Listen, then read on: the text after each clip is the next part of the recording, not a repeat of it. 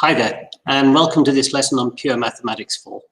And in this lesson, we're on 4.3 and how you use partial fractions with the binomial expansion. Now, there isn't anything new in this lesson, and we are just going to do one three-part example.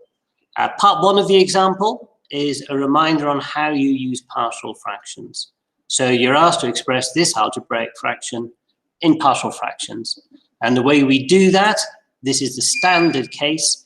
We let this equal a over x plus 1 plus b over x plus 2, and then move on from there. Okay, I'll let you have a go at working your way through that. So pause the video, have a go, and come back to me when you're ready.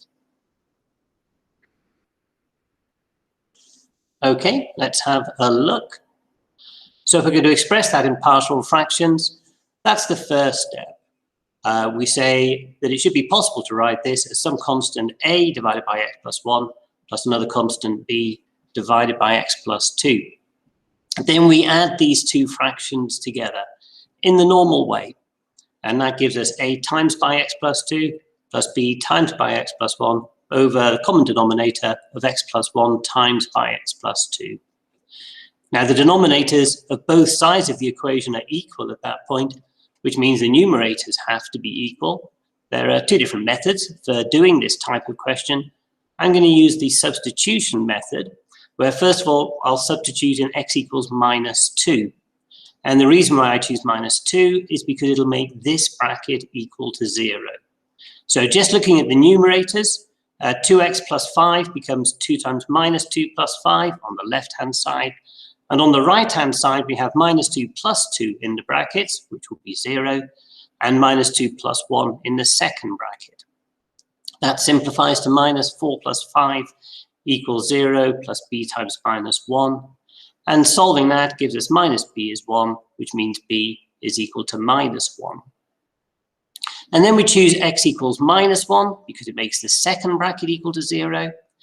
Substituting x equals minus 1 into the numerators gives us 2 times minus 1 plus 5 on the left-hand side, and a into minus 1 plus 2 plus b into minus 1 plus 1 on the right-hand side. Those simplify to that, and that gives us a is equal to 3. So we now know both a and b, which means we can write 2x plus 5 over x plus 1 times x plus 2 as 3 over x plus 1 minus 1 over x plus 2. Okay, that gets us to part 2. So we've expressed that in partial fractions, and what we're going to do now is use those partial fractions and expand them using the binomial expansion. So going back to this, we've rewritten this in that form. These two terms, 3 over x plus 1 and 1 over x plus 2, we're going to have to write in the form 1 plus x to the power of n, and then substitute into the binomial expansion. Okay, I'll let you have a go at doing that yourself first. So pause the video, have a go, and then come back to me when you're ready. Okay, let's have a look at this. So there's two parts. We do them completely separately. First of all, 3 over x plus 1 is 3 times by 1 plus x to the power of minus 1, and that is in the standard form. So n will be equal to minus 1, and x is just equal to x. So substituting those in will give us 1 plus x to the power of minus 1 is equal to this. Simplifying that will give us 1 minus x plus x squared minus x cubed for the first 4 terms. And then we just need to remember that we need to multiply by 3, because we've got 3 times by 1 plus x to the minus 1. Timesing by 3 will give us that. So that's the first fraction dealt with. Now we need to do the same thing again, but for the second fraction, the 1 over x plus 2. And that's equal to 2 plus x to the power of minus 1, which isn't quite in the standard form. So we need to do a little bit of work on this to get it in the standard form.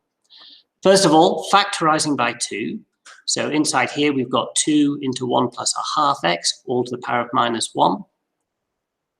And then splitting that into 2 parts, we've got 2 to the power of minus 1 times by 1 plus a half x to the power of minus 1, which is a half times by 1 plus a half x to the power of minus 1. And now expanding 1 plus a half x to the power of minus 1 using the binomial expansion. This time n is equal to minus 1 and x is equal to a half x. So we'll substitute x equals a half x, n equals minus 1 into the binomial expansion, and this is what you get. Multiplying things out will give us that. Tidying things up even more gives us 1 minus a half x plus a quarter x squared minus an 8x cubed for the first 4 terms. Now we wanted a half times by that, so the last thing we need to do is multiply by a half, which will give us that. Okay, well that's both things done. So 3 over x plus 1 minus 1 over x plus 2. The first 4 terms will equal that for the first one and that for the second one using the binomial expansion. And we now just tidy that up, which gives us 5 over 2 minus 11 over 4x plus 23 over 8x squared minus 47 over 16x cubed, which is what we were asked to show. So that is the answer. Now, the final thing that you're normally asked to do on this type of question is state the range of values of x for which the expansion is valid. Now, we actually use 2 expansions, so you need to consider both of them separately and then use the stricter of the 2 conditions. I'll let you have a go at working your way through that yourself. Pause the video, come back to me when you're ready. Okay, let's have a look. So those are the 2 expansions we used. We used the binomial expansion of 1 plus a half x to the minus 1 and the binomial expansion of 1 plus x to the minus 1. Now the first expansion is valid whenever this term here, the modulus of that, is less than 1, which means the modulus of a half x has to be less than 1, which means that the modulus of x has to be less than 2. And the second expansion is valid just when the modulus of this term is less than 1, which is the modulus of x has to be less than 1. Now we've got 2 criteria here. One of them says the modulus of x has to be less than 2. The other one says the modulus of x has to be less than 1. We use the most strict of those 2 conditions, which is that the modulus of x has to be less than 1. Because if this is true, then that will be also. Which means the modulus of x is less than 1, or you could write it as minus 1 is less than x is less than 1. Either way would be fine. Okay, that gets us to the end of this lesson. If you've got the textbook, then turn to page 41 and have a go at exercise 4C. Thanks very much for listening, and cheerio.